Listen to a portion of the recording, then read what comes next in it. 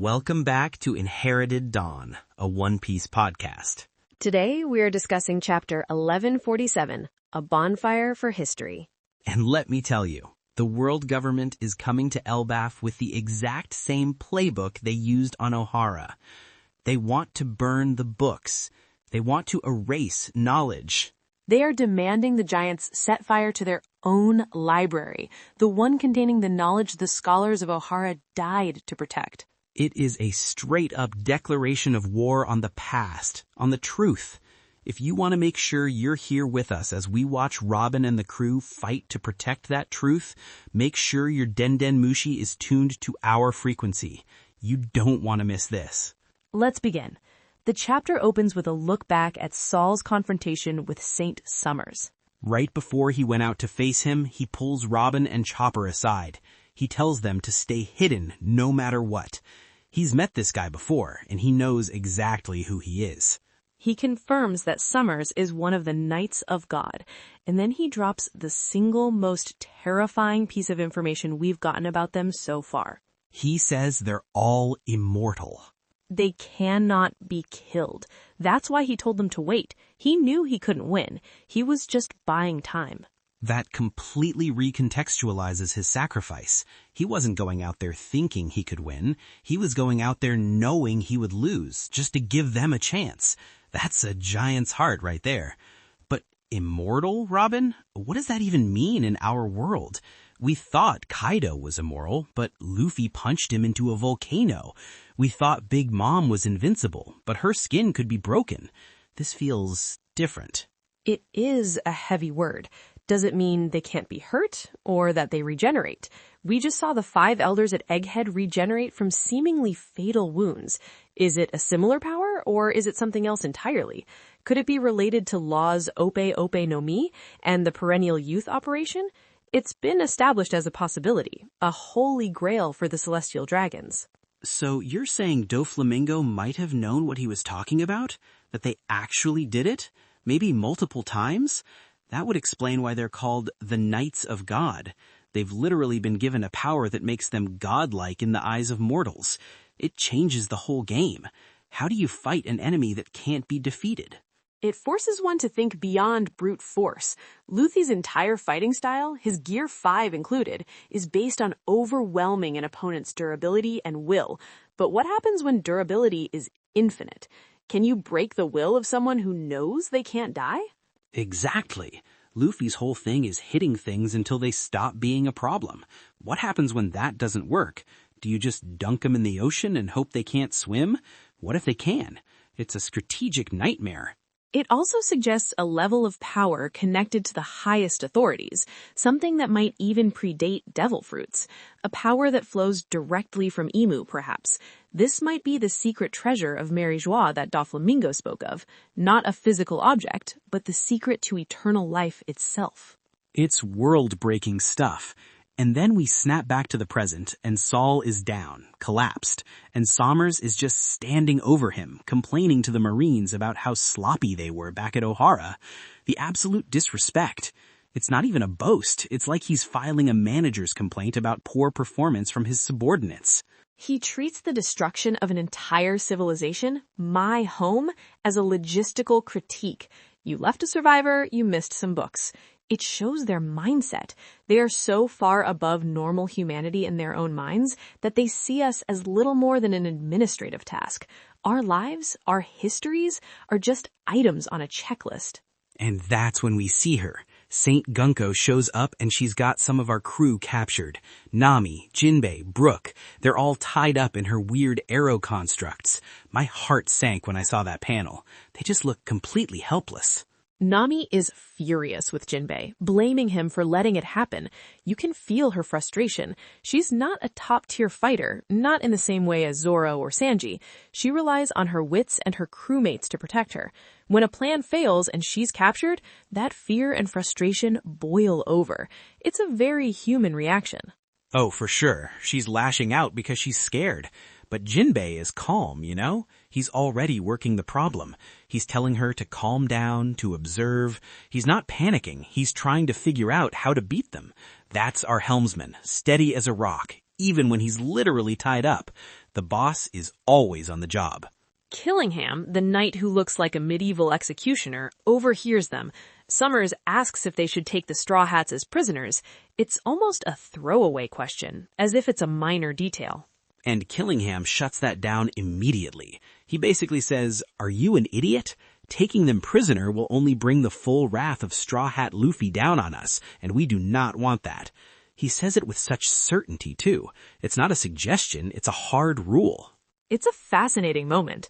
The Knights of God, these supposedly immortal beings who view genocide as paperwork, are actively trying to avoid a direct confrontation with Luffy. They know what happened at Enies Lobby. They know what happened at Marineford. They know what happened to 2 of the 4 emperors in Wano. They know the truth. Poke the emperor, you get the horns. Or, in Luffy's case, you get a giant fist of pure, rubbery rage. Killingham gets it. He says their mission is to deal with the giants and leave. Don't add a yonkai to the problem. Smartest man in the room, even if he looks like a monster. He's looking at the big picture. It also tells us their mission is specific. This isn't a random act of cruelty or an attempt to capture us. They came to Elbaph with a very clear, very deliberate objective. The Straw Hats are a complication they want to avoid, which is a level of strategic thinking we don't often see from the world government's enforcers. They're not like the Buster Call admirals who just destroy everything. These knights are surgical. While this is happening, Brook is just staring at Gunko. He's trying to place her like he's seen her before. You can see the gears turning in his skull. You know, if he had gears. And she turns to him, points a sword made of her arrows right at his face. The tension is crazy. And she doesn't demand information. She doesn't threaten his crew. She tells him to become her slave and write music for her for the rest of eternity. She's a Soul King fan, of all things. This terrifying Knight of God, this agent of the oppressors of the world, is a hardcore Brook fan. Oda, you beautiful madman. I almost dropped the chapter. I had to read it 3 times to make sure I wasn't hallucinating. A villain who wants to capture our musician to force him to play a private concert for eternity? That's the most One Piece thing I've ever heard. It's so absurd, but it fits perfectly.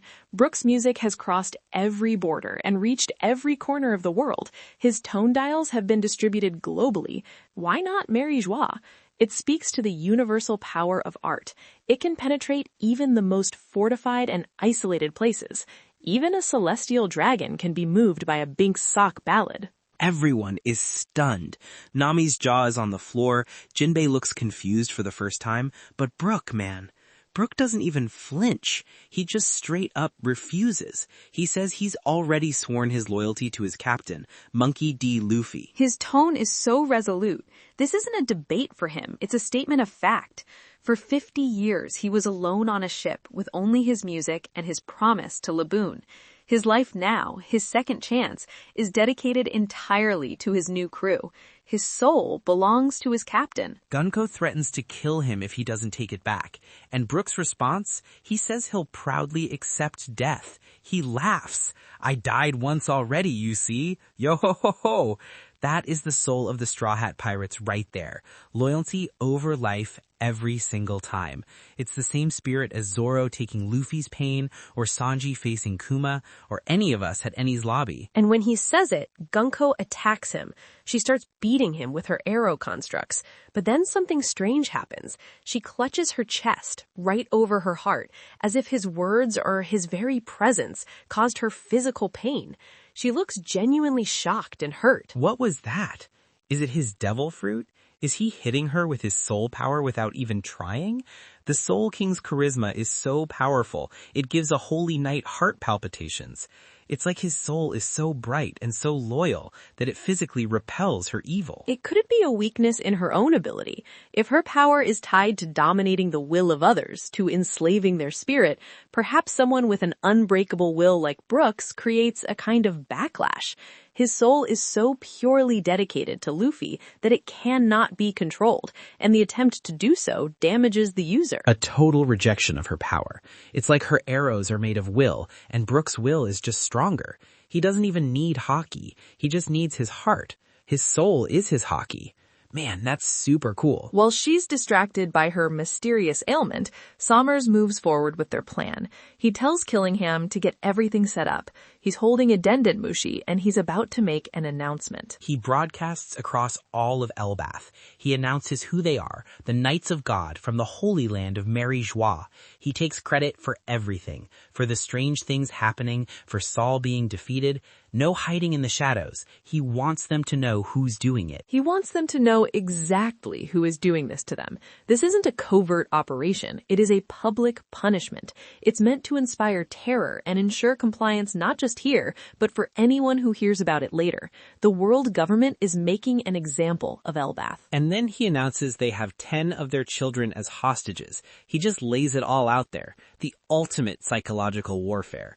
You can just feel their reasoning behind it. Consorting with pirates, harboring a criminal like Saul, and, worst of all, preserving the history of Ohara. We then cut to the children. They're on branch 8, one of the roots of the giant tree, the Yggdrasil. They wake up from their sleep, and they can't stop walking. They're being puppeteered. Gunko's arrow is just marching them along towards some unknown fate. They're terrified. And we see Cologne, the little kid who tried to play hero earlier, is now captured with them. He was added to the group. He's trying to be brave for the other kids, telling them he'll protect them, but even he's scared. My heart just breaks for these kids. Because they're not alone. They're being watched by these things Killingham created, the MMAs. Mother's Misery Automata. And at the same time, we see the giant warrior pirates on their ship trying to get back to help, but their ship gets a hole blown through it by one of these MMAs. And they get a good look at it. It's a terrifying monstrous creature, a monstrous automaton with a distorted, angry face. But it looks familiar. One of them points out that it even looks like a specific giant's wife, Gerd. And then it clicks for all of them. These things aren't just random monsters. Killingham's ability creates a child's worst nightmare. And for a giant child, what's the scariest thing in the world? An angry mother. An angry mother. That's brilliant. It's so specific and so perfect for the giants. These MMAs are manifestations of their angry mothers and wives, the only force in the universe that not even the giant warrior pirates can fight back against. The panel where Dory and Brogy just freeze up, sweating bullets, is one of the funniest and most terrifying things Oda has ever drawn. They just start apologizing instinctively. They don't even know what they did wrong, but they're saying sorry for past mistakes. I'm sorry for staying out late that one time 70 years ago. It's played for a bit of a joke, but the implication is horrifying. Killingham's ability is a psychological weapon of the highest order. He doesn't just create monsters, he creates your monsters. He weaponizes your specific fears and traumas against you. Their ship is completely wrecked. It crashes down and Sommers just watches it fall in the distance. The giant's greatest warriors taken out without a single punch thrown. Pure psychological warfare. They were beaten before the fight even started. With their protectors neutralized, Sommers addresses the leader of the giants, Jarl. He lays out their primary demand, the first of two. He says they want the giants to become their slaves in battle. The legendary army of Elbaph, the most feared warriors in the world, forced to fight for the world government. It's the ultimate humiliation. To prove his point, he has Saint Ange, the giant woman aligned with the world government, read the names of the kidnapped children over the broadcast. This adds another layer of betrayal. One of their own is participating in their subjugation. And the names are brutal. We hear Yilda and Olaf. Olaf is Oimo's grandson.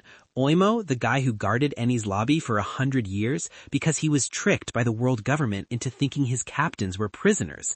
He gave a century of his life to a lie, and now they have his family.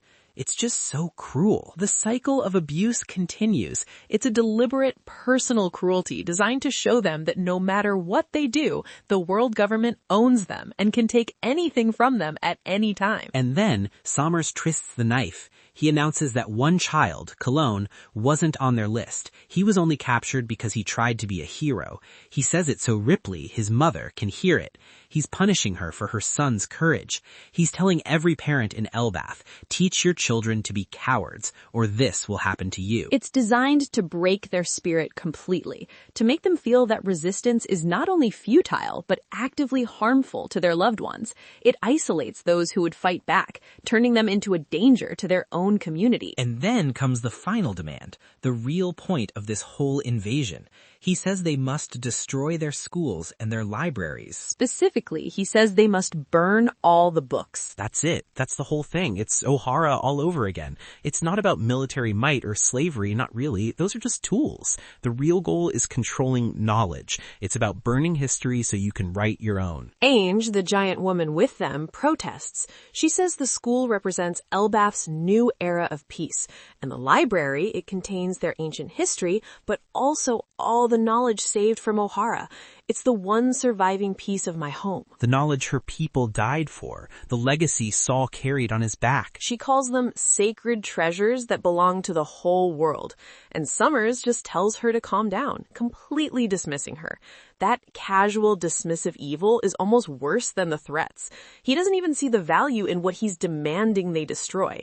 To him, it's just trash. While this is happening, we see Cologne's dad, and it's Scopper Gabon. He's sharpening his axes and he looks furious. He's ready to go. You don't take a Roger Pirate's kid. That's just a bad idea on every level. The world government might have forgotten who these guys are, but we haven't. And that's when I knew what was going to happen. This entire broadcast, every cruel word, every threat against the children was leading to one person. Our person. Robin sees it all happening. She hears the demand to burn the books her mother died for, the books Saul saved, the dream of her entire people resting on the shelves of that library, and she's not going to let it happen again. She steps out from her hiding place. She says, "I will not let you." Just those 5 words, but they carry the weight of 22 years of pain and perseverance.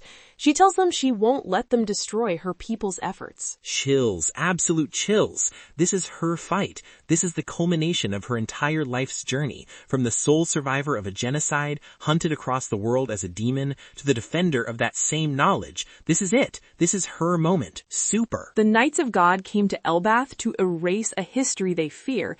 They just didn't realize they were picking a fight with the living embodiment of that history. They have no idea who they're messing with. They wanted to avoid the wrath of an emperor, but they're about to face the fury of the demon child. And this time, the demon child has friends. She has a whole crew of monsters at her back. They've cornered her, and they've threatened the one thing she has dedicated her life to preserving. They've made a terrible, terrible mistake. Oda has been building this for over 20 years, from that first flashback of Ohara burning, of her mother telling her to live, of Saul protecting her, to this moment right here. It's the kind of long-form, character-driven storytelling that makes One Piece the greatest of all time. It feels like the entire post-time skip has been leading her to this, finding the poneglyphs, learning the truth from Rayleigh, reading the words of Roger, and now, finally, standing in defiance of those who want to burn it all away. She's not a scared little girl running from the world government anymore. Remember Enies Lobby? She was ready to die just to keep us safe. Now, she's ready to fight to keep her history safe. She's a core member of an emperor's crew, and she's about to show these so-called gods what happens when you try to burn down her library. I've never been more ready for the next chapter. Me neither. What a perfect place to end it. Man, if you're as hyped as I am to see Robin unleash 20 years of righteous anger on these guys, do us a favor and drop a comment letting us know what you think her first move is going to be. We read every single one. All right, shall we move on to predictions? Let's do it. You go first. My first prediction is that the immortality of the Knights of God is not true immortality. It's a trick. A powerful one, but a trick nonetheless. I believe it's tied to a specific devil fruit power, someone who can create copies or illusions, or perhaps it's a technology we haven't seen before, derived from Vegapunk's research, or something even older. It will have a weakness, a condition that must be met to bypass it, and the crew will have to figure it out mid-battle. Okay, I like that. It feels right. It's a classic Oda setup, a seemingly unbeatable power that has one specific clever weakness. My first one is this. Gabon is about to show us exactly why he was the third man on Roger's ship.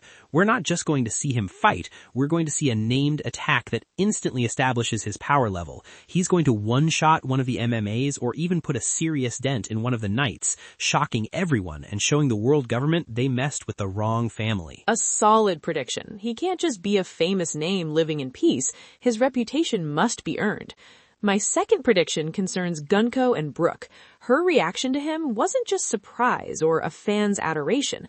I think her ability is soul or will-based, as we discussed. Brook's Yomi Yomi no Mi, the revive fruit, is its natural counter. In the next chapter, Brook is going to realize this, and he will be the key to defeating her. He might even be able to command her arrows or nullify her power completely just by playing a certain song, a true soul parade. Oh, I love that. A battle of the souls. That's perfect for Brook. Okay, my second one is about the captured crew. Nami, Jinbei, and Brook are not waiting for a rescue. They're going to break themselves out. I think Nami, seeing an opportunity, is going to use her advanced weather knowledge to create a very localized storm or dense fog to cause a distraction, and Jinbei will use the moisture in the air, or even the water in their own bodies, to manipulate Gunko's arrow restraints just enough for them to break free. It'll be a classic Straw Hat teamwork moment of brains and brawn. That feels very in character for them. My final prediction concerns the giants. They won't surrender. Jarul, faced with this impossible choice, will refuse the knight's demands. He's going to make a speech to his people, broadcast over that same Den Mushi, declaring that the freedom and knowledge of Elbaph are worth more than their own lives, and that they will fight. He'll invoke the pride of Elbaph, putting his faith in their warriors, and in the Straw Hats who are now their allies. It will be Elbaph's declaration of war. Yes, that's the stuff. The pride of the giants. Okay, my final prediction is that the broadcast is still live and someone else is listening. This isn't just being broadcast over Elbaph, it's on a global channel, or it's being intercepted somehow. Either the Revolutionary Army has a way to intercept these signals, or it's being picked up by someone unexpected, like maybe the Blackbeard pirates. The events on Elbaph are about to draw in a third party who wants the knowledge in that library for themselves, turning this entire conflict into a three-way battle for the future of the world. A very real possibility. The world is always watching, especially when history itself is at stake. And that's the chapter. History is on the line. And the defender has finally stepped onto the stage.